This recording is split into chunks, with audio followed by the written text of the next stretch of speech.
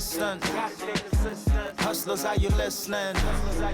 We're the doers, we do what doers do. Grind every day and handle business. Entrepreneurs rising, but now wasting time. Inspire, educate, entertain, that's the sign. More for the doers by doers, unstoppable with shine.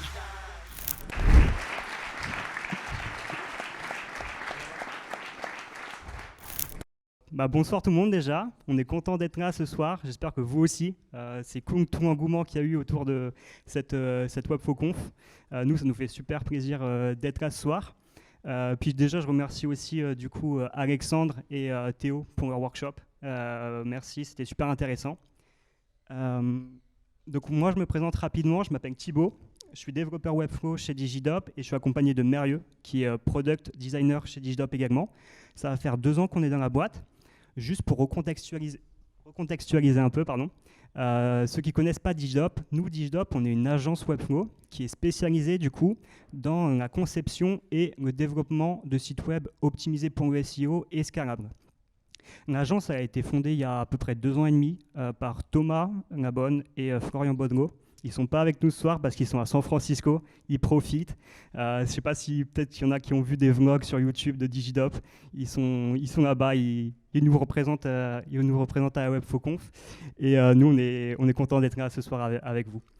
Donc dans l'équipe, ça fait 2 ans et demi. On est 9 actuellement dans l'agence. On est à peu près répartis du coup entre développeurs et designers. Et c'est pour ça que ce soir, je pense qu'on est ce soir, hein, Florent. Moi, ça me dit bien, je veux dire ce soir. Yes. Du coup, nous, ça me semblait important de pouvoir vous partager un peu nos processus, notre relation qu'on a réussi à construire du coup entre développeurs et designers au sein de l'agence, parce qu'on est souvent amenés du coup à travailler ensemble sur des projets et c'est pour ça qu'on est là ce soir.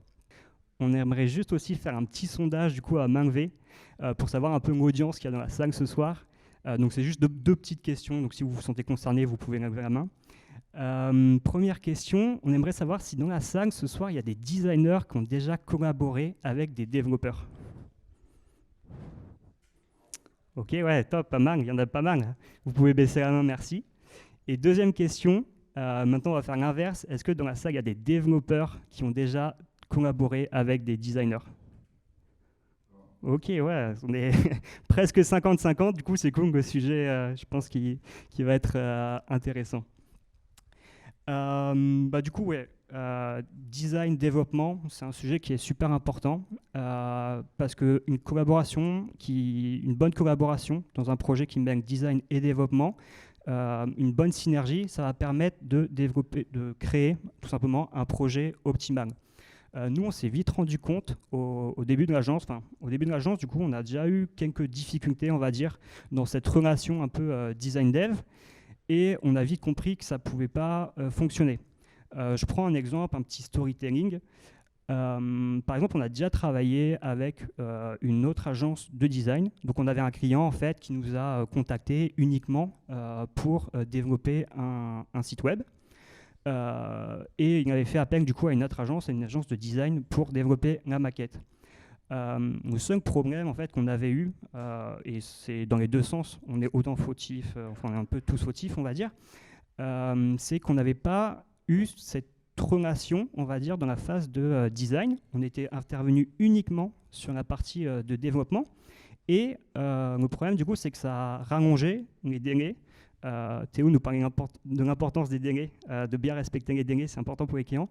Et sur ce projet-là, on a vu que le projet a duré 2 voire 3 fois plus de temps que nécessaire, parce qu'il n'y avait pas eu cette bonne synergie, il n'y avait pas eu cette bonne collaboration. Donc le client il est arrivé avec la maquette, et nous on s'est vite rendu compte qu'en fait il nous manquait des éléments essentiels et des informations pour pouvoir délivrer le projet le plus qualitatif possible. Ça nous a coûté autant en ressources humaines que financières. Du coup, même si le client, à la fin, quand on a publié le site web, il était content, on s'est vite dit, OK, ça ne peut pas être quelque chose qui est viable pour le futur.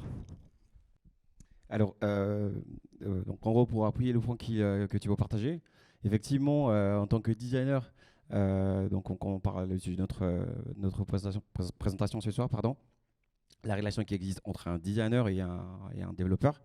Là, sur le cas concret qui vient de donner, on s'est vite rendu compte, comme il disait, déjà, on n'a pas compris déjà l'élément design qui nous a été fourni. Donc, il fallait essayer de comprendre un peu comment c'était conçu, les différents calques. Il fallait gérer les différents calques. Il n'y avait pas de méthodologie derrière. En gros, on a reçu un fichier design, mais qui a été conçu d'une manière que nous, on n'avait pas conçu. Et donc, à la fin du projet, on s'est rendu compte que voilà, on avait perdu énormément de temps. Pourquoi ? Parce qu'on essayait de comprendre déjà le projet qui nous a été donné. Il y avait le design qu'il fallait comprendre encore, ça faisait un travail de plus. Donc, non seulement comprendre le besoin de l'utilisateur ou du client, mais aussi comprendre le fichier design, ça nous faisait 2 fois plus de temps. Donc, à la fin, on s'est rendu compte, on s'est dit, OK, là, c'est important pour nous de mettre en place un système, donc Griff appelle ça un système, sinon de bâtir ou de construire un projet, on appelle ça un projet qui va nous permettre de pouvoir gagner du temps et surtout être productif dans notre façon de travailler. Et donc, on s'est posé la question, comment pouvons-nous mettre en place un système qui va nous faire gagner du temps ? Et justement, par rapport à cela, du coup, ça part déjà de la relation qui existe entre dev et design, de comprendre déjà son monde et comprendre le monde designer. Et aussi, bien évidemment, en restant focus sur le client, comprendre son besoin pour pouvoir donner un travail de qualité. Et donc, de ce fait, on aura 4 points à vous partager de façon générale.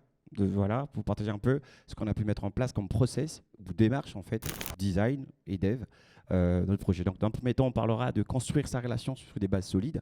Pourquoi ?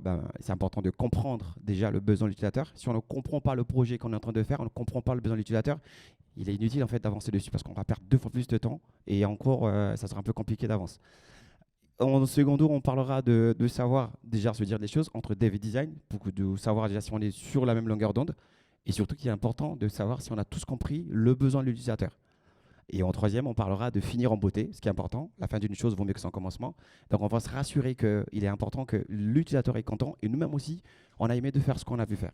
Et en quatrième, on parlera de garder la flamme vivante, ce qui est important. À la fin, on partage avec le client, on essaie de recueillir ses besoins et aussi surtout de se rassurer que l'utilisateur a bien reçu le projet qu'il voulait avoir.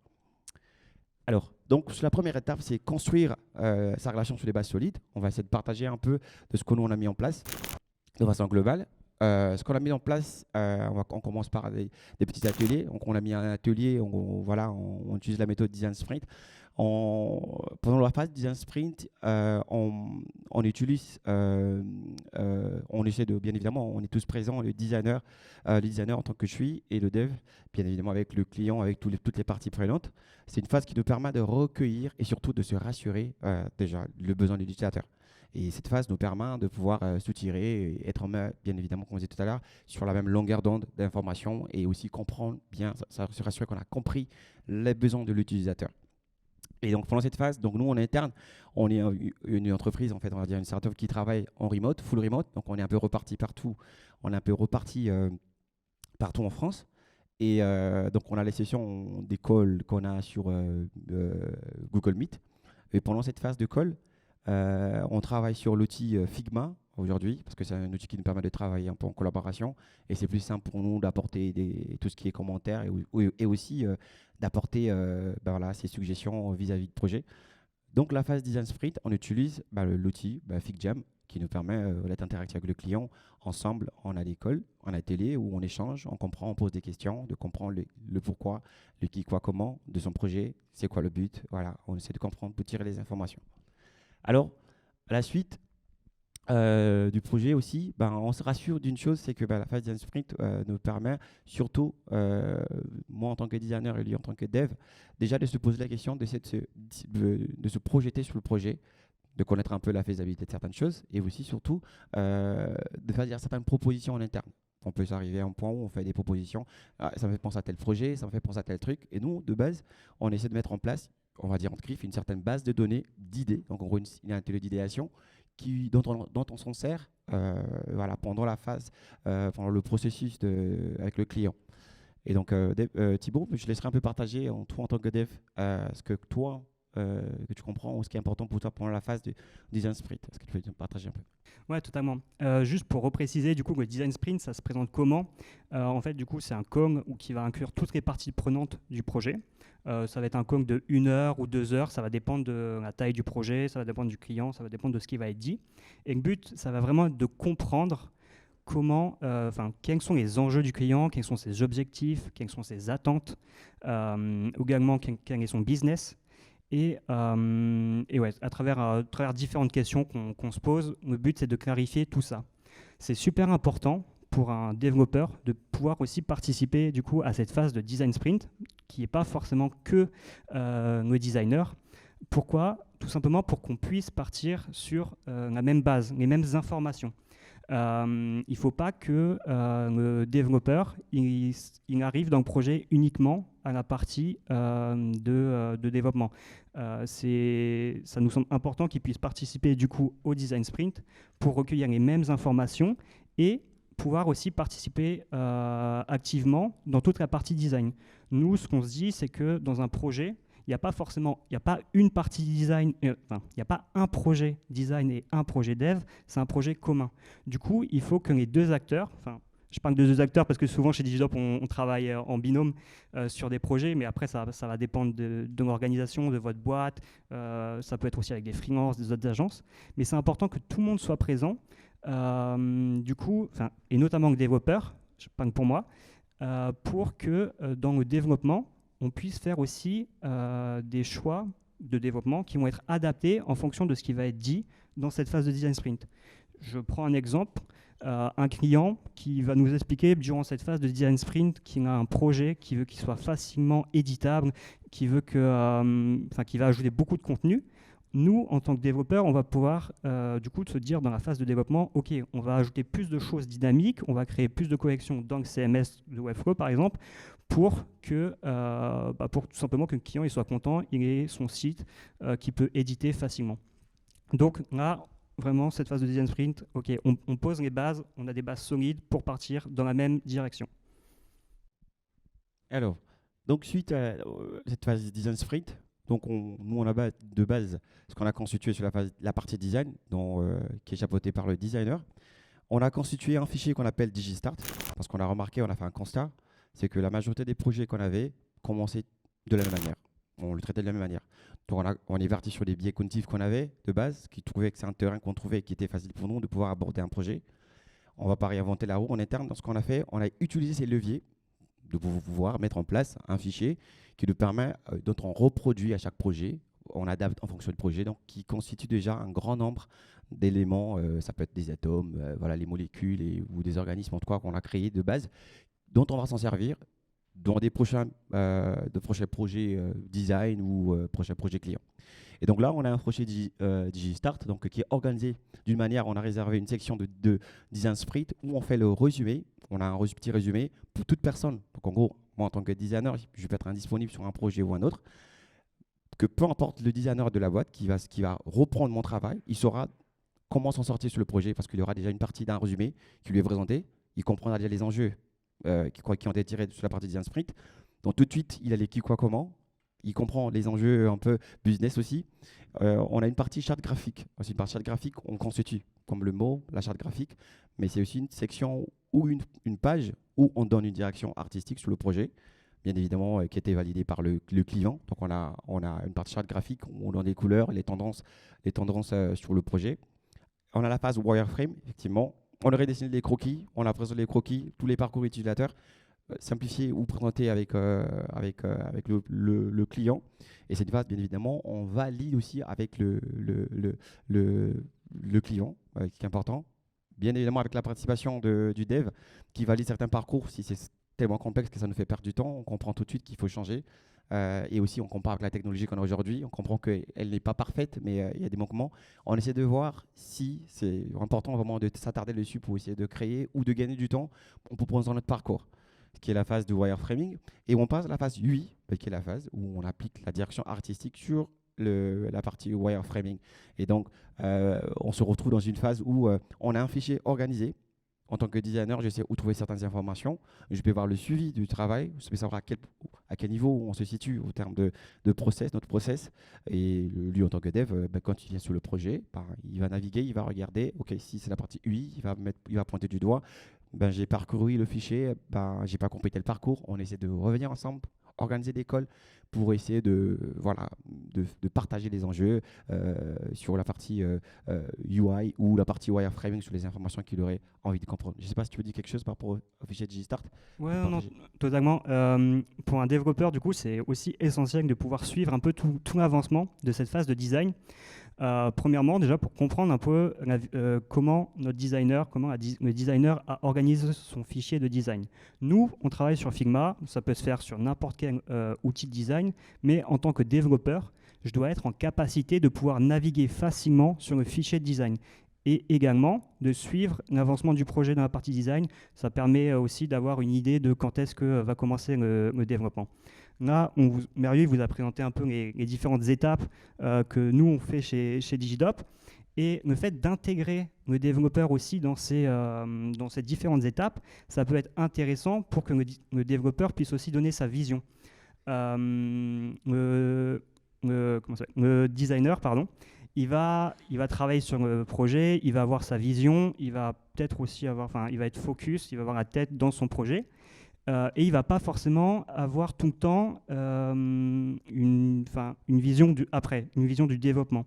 Le développeur, lui, va pouvoir amener aussi sa vision un peu extérieure.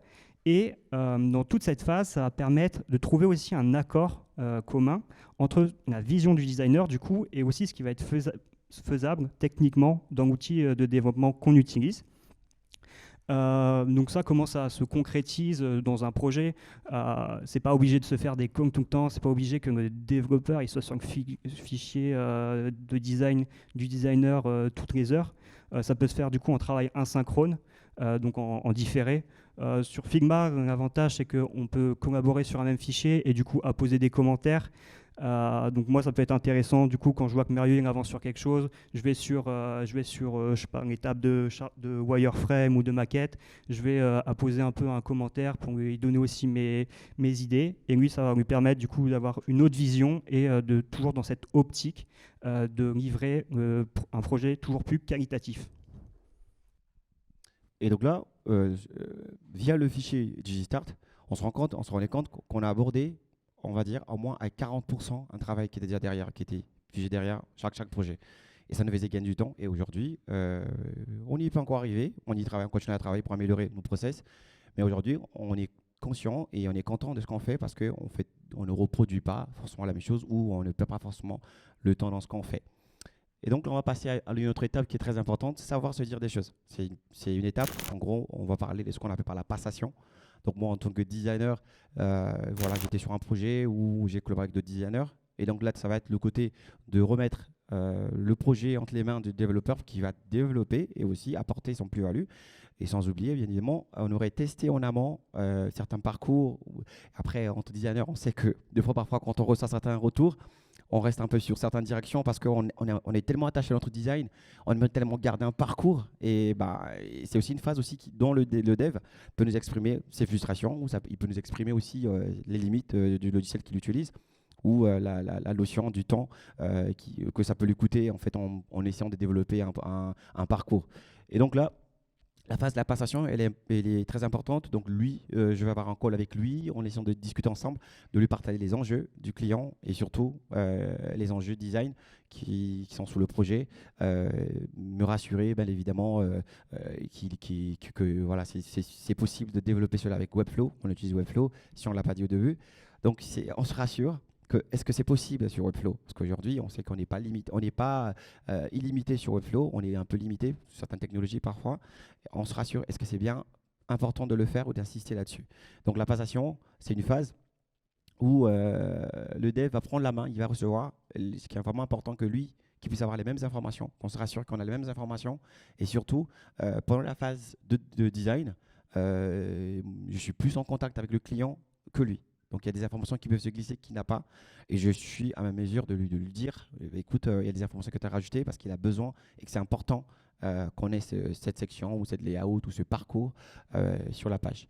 Thibaut, je te laisse un peu partager sur la passation. Alors concrètement, du coup, comment ça se passe? Donc, comme l'a dit Merveilleux, ça peut se faire sous la forme d'un call de, pareil, 1 2 heures. Ça va dépendre aussi de la taille du projet. Ce qu'on fait, c'est que concrètement, du coup, on est sur la phase de c'est passé, mais on est sur la phase de maquette UI. Donc la maquette est finie, le client a validé la maquette et du coup avec le designer on va faire une passe sur toutes les pages du site, sur toutes les sections, tout simplement pour que moi en tant que développeur, quand je vais aller développer dans Webflow, j'ai plus d'incertitude. Je ne me dise pas, OK, à quoi il sert ce bouton? OK, est-ce que ce texte doit être dynamique? Est-ce que cette image, elle va faire quelque chose de spécifique? Est-ce qu'il va y avoir une animation? Non, en fait, bon, ça peut arriver, on est humain. Pendant la phase de développement, ça se trouve, on va avoir quelques incertitudes, on ne saura pas forcément. Mais en faisant cette phase de passation, en prenant le temps de se dire les choses clairement, si moi, pendant ma phase de développement, je vais avoir une incertitude, je vais pouvoir envoyer un message sur Slack ou n'importe quelle messagerie à distance, dire à Mérieux, je me souviens plus qu'est-ce qui fait ce bouton ou est-ce que ça doit être dynamique. Il va me répondre, ça c'est toujours en asynchrone, du coup en différé, et je vais me dire, ah oui, c'est vrai, on avait fait cette phase de passation, il m'avait dit ça, ok, maintenant je sais que je dois faire ça et je peux enchaîner. Ça va vous permettre de gagner énormément de temps, du coup dans toute la phase de développement et du coup dans le projet en général. Et comme l'a dit Mérieux, du coup, les designers, ils vont, pendant la partie de design, ils vont beaucoup plus échanger avec le client. Le développeur, c'est pas forcément utile qu'il participe à tous les clients pendant la partie de design. Il peut en participer à quelques-uns pour répondre à des questions techniques. Mais c'est pas forcément optimal qu'il soit dans tous les clients dans la phase de design. Du coup, le designer, il aura un niveau d'information qui sera supérieur au développeur. Et vraiment, cette phase de passation, ça va être de rééquilibrer le niveau d'information. Donc, on va dire que le designer, il a ce niveau d'information, le développeur, il a ce niveau d'information. Et on va juste se remettre à niveau. C'est un peu compliqué avec le micro, désolé. mais voilà, ouais, on essaye vraiment de prévenir du coup tout ce qui est asymétrie d'information. Comme ça, le développeur, il a la tête, il a un esprit libre et il va pouvoir développer aussi du coup en fonction. Parce que je ne sais pas si on l'a dit, mais le designer, il va aussi peut-être réexpliquer des enjeux qui ont été dits par le client, peut-être des attentes spécifiques qui ont été discutées pendant les phases de com de la partie design. Et en ayant conscience de ça, on va pouvoir aussi continuer à adapter le développement, toujours dans cette optique de livrer un projet toujours plus optimal. Alors, un autre point qui est important sur la passation, c'est la phase que nous, en interne, les designers, qu'on n'aime pas trop, c'est la phase du style guide. Alors, c'est une phase qui est, on tend la main au développeur. C'est une manière de tendre la main au développeur. Donc, en gros, après qu'on ait designé, comme on dit tout à l'heure, on a un fichier DigiStart. Ce fichier de base, on y trouve un style guide, on y trouve les différents éléments dont on va utiliser, des components qu'on va utiliser pour pouvoir personnaliser le site. Et donc, c'est la phase du style guide. C'est une phase où on a déjà les éléments prédéfinis. En gros, c'est des components qu'on va adapter en fonction de chaque projet. Et pendant cette phase de style guide, on va s'assurer que tous les assets sont là. Donc en gros, là, au niveau typographique, on a les bonnes typographies, les bonnes tailles. Au niveau des couleurs, on a les bons codes EDEX. On a les bonnes images ou les bonnes tailles d'images qu'il faut. Et là, par exemple, de base, ce qu'on faisait, on recréait tout à partir de zéro. Mais aujourd'hui, avec le fichier DigiStart, ça nous permet, dès qu'on arrive à cette phase, on fait ce qu'on appelle une mise à jour des components. Et dès qu'on fait la mise à jour des components, ça nous fait gagner ce qu'on faisait, on peut faire en 3 heures. On le fait aujourd'hui au moins d'une heure. 30 minutes, on peut faire un style guide que lui peut utiliser, donc tu l'utilises sur Webflow, parce qu'on aurait compris, comme on disait tout à l'heure, c'est une relation.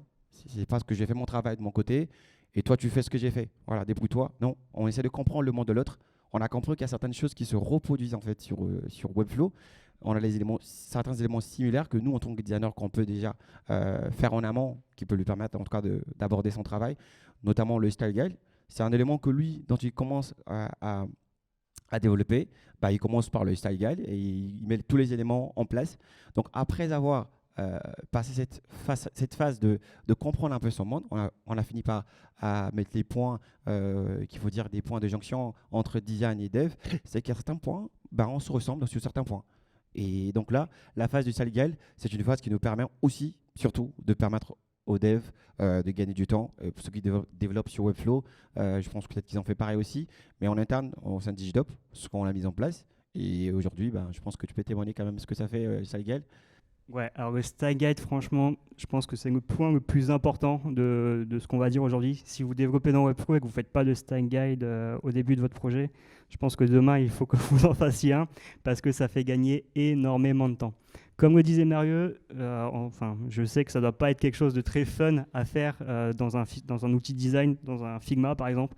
Pourquoi? Parce que c'est pas créatif, c'est juste on remet des styles pour le développeur. C'est pas forcément la tâche la plus gratifiante, on va dire. Mais pour un développeur, c'est franchement une phase très très importante. Pourquoi? Je vais parler de chez Digidop, en tout cas pour moi en tant que développeur. Quand je développe un nouveau projet, la première chose que je vais faire dans mon Webflow, ça va être de personnaliser mon style guide. Alors juste pour préciser, nous, on ne part pas forcément d'une page blanche pour créer notre style guide. Chez Digidop, on utilise la méthodologie Client First pour développer des sites web. Donc juste pour préciser, Client First, en fait, c'est une méthodologie de développement dans Webflow qui utilise une nomination des classes CSS spécifiques, tout simplement pour avoir un projet qui est optimisé, qui est structuré, qui est cohérent et qui est aussi universel. C'est-à-dire que si on connaît la méthode de développement, une agence qui travaille avec nous aujourd'hui, si elle travaille avec un autre développeur par la suite qui connaît Client First, il pourra reprendre le projet sans souci. Et donc, on répondra à la fin, désolé. T'inquiète pas, on prendra ta question. Client First, ouais. Et du coup, dans ce Client First, donc il y a un clonable dans Webflow. On peut cloner un projet qui a déjà un style guide et que nous, on va venir personnaliser du coup en fonction de ce que notre designer il aura fait dans Figma. Si vous n'utilisez pas la méthodologie Client First, c'est important du coup, vous aussi peut-être de pouvoir créer votre propre style guide, créer une sorte de template de votre style guide que vous pourrez faire évoluer, mais surtout de pouvoir partager tous les éléments dont vous aurez besoin pour personnaliser ce style guide à votre designer. Tout simplement pour que sur le fichier design, vous puissiez retrouver tous ceux dont vous avez besoin et pouvoir enchaîner sur le développement. Donc ouais, le style guide, ça va vraiment permettre cette transition du coup entre votre outil de design, donc chez nous Figma, et votre outil de développement, donc chez nous Webflow, tout simplement pour assurer la bonne continuité du projet et faire en sorte que le site il soit cohérent en fonction de la maquette qu'aura designé notre designer. C'est aussi important tout simplement pour garder un projet cohérent. Et ce que je voulais dire, c'est que alors, c'est quelque chose qui va prendre du temps au designer. Comme je le disais, c'est pas quelque chose de fun. Mais en fait, tout le temps qu'il va investir à créer un bon style guide dans son fichier de design, ça va être beaucoup plus de temps que nous, en tant que développeurs, on va gagner dans toute cette phase de développement de projet. Et ça va permettre du coup d'avoir un projet qui roule tout seul et qualitatif. Ok, donc là, on va passer à la troisième étape, donc finir en beauté. Donc là, juste pour résumer un peu de là où on en est dans notre projet, donc on a traité un peu de façon chronologique. On a fait notre passation, du coup, on a eu notre style guide, on a personnalisé notre style guide dans Webflow, et là, on va laisser un peu notre designer tranquille.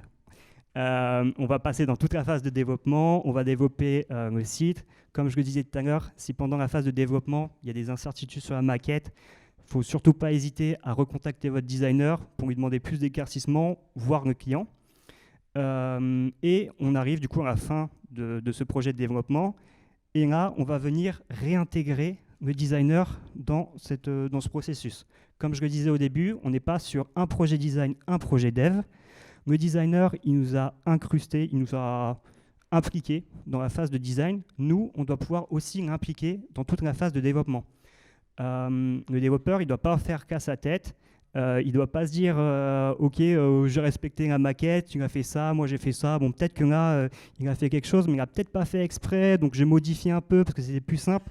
Non, il faut vraiment pouvoir faire en sorte que le designer, jusqu'à la fin, il puisse donner sa vision, ses insights, ajouter sa plus-value jusqu'à la fin du projet. Ça va permettre du coup de faire des finitions, d'ajuster certaines sections, et aussi, lui, de se rendre compte concrètement de ce qui a été développé. Pourquoi? Parce que sur Figma, il va développer une maquette, ça ne va pas forcément être exactement le même rendu sur un site web. L'UX ne va peut-être pas être exactement comme il avait pensé, Et donc, on va pouvoir améliorer ça. Ça, c'est important, cette phase de feedback, de le faire avant la présentation au client, tout simplement pour lui présenter la meilleure version possible de votre développement, mais aussi après. Pourquoi ? Parce que le client, il aura lui aussi peut-être des feedbacks. Si ces feedbacks, c'est changer ce texte ou changer cette image, on va peut-être pas venir embêter notre designer, mais si c'est quelque chose qui va impacter le design, c'est important de réintégrer le designer pour pouvoir avoir ce projet qui est toujours dans sa vision et pas avoir un projet et pas répondre à un feedback, résoudre un feedback, on va dire, avec juste notre pensée de développeur. Il faut vraiment que le designer il puisse apporter sa plus-value jusqu'à la fin. Alors cette phase, elle est très importante. Donc moi, en tant que designer, je dois m'assurer la fidélité du travail qui a été abattu en amont. Et quand j'arrive en fait à la phase de dev, donc il affine le produit, je vais essayer de me rassurer des enjeux tenus de base. Voilà, ce qui est important quand on dit finir en beauté, on veut bien finir en beauté. Donc je vais me rassurer déjà, les enjeux sont tenus, ils sont pris en compte, les retours du client sont pris en compte. Et donc là, la phase, donc nous en interne, on utilise un outil qu'on appelle Markup, pour notamment mettre les retours sur le site web, pour essayer de donner un peu ce qu'on pense. Comme je disais tout à l'heure, que ça se peut qu'une section ou un layout qui passait bien sur Figma, on se rend compte sur la partie dev, c'est un peu complexe. On essaie de revoir. Donc en gros, là, on se rend compte que c'est vraiment un travail de fond. On refait, ou bien évidemment avec la validation du client, on refait la section qu'il faut pour pouvoir donner et présenter quelque chose de qualité au client.